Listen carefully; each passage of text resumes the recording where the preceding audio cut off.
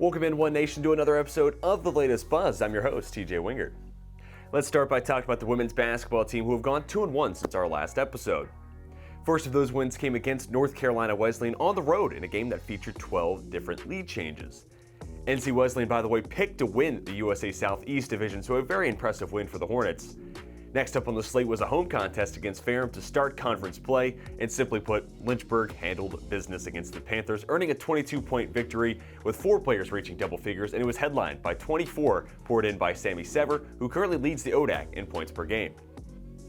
Then most recently, Lynchburg traveled to Ashland, Virginia to take on Randolph-Macon this past Saturday, and the Hornets saw their 3-game win streak snapped by the Yellow Jackets in a 73-61 loss at RMC. Despite the result, Sammy Sever had another 20-plus points showing with 21 and was followed closely behind by Lizzie Davis's 18. Now on to the men's team. They picked up a pair of big wins starting on Wednesday night at Washington and Lee in the team's ODAC opener. Against the Generals, Lynchburg once again had Cam Savage and the team's defense overall put on display.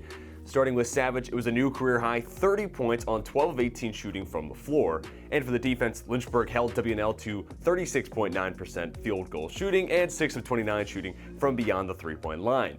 A few days later, that momentum carried forward in a 17-point win on Saturday afternoon over Bridgewater. Lynchburg topped the Eagles 91-74, the 91 points, new season best for the offense, and was led by Alex Fitch, who poured in a career-best 20 points, including 13 in a 5-minute heater at the very end of the first half. T.C. Thacker garnered his 5th double-double already this season, and even more impressively, he did it by halftime. One last nugget, the 17-point winning margin is tied for the lowest win differential for Lynchburg at home in a game this season. Very impressive.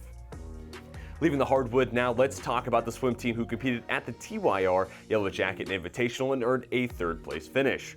Freshman sensation Savvy Burrows took part in 4 event wins, sweeping the sprint freestyle event on top of a record-breaking performance in the 100-yard freestyle, setting a new Lynchburg standard at 53.50 seconds. Additionally, Burrows, along with Claire Galloway, Aaron Watkowski, and Corinne Ford, finished in 1st place in the 200 free relay and nearly set a program record in the event. For the men, Junior Parker Hands won 200 butterfly and was the runner-up in the 100 fly.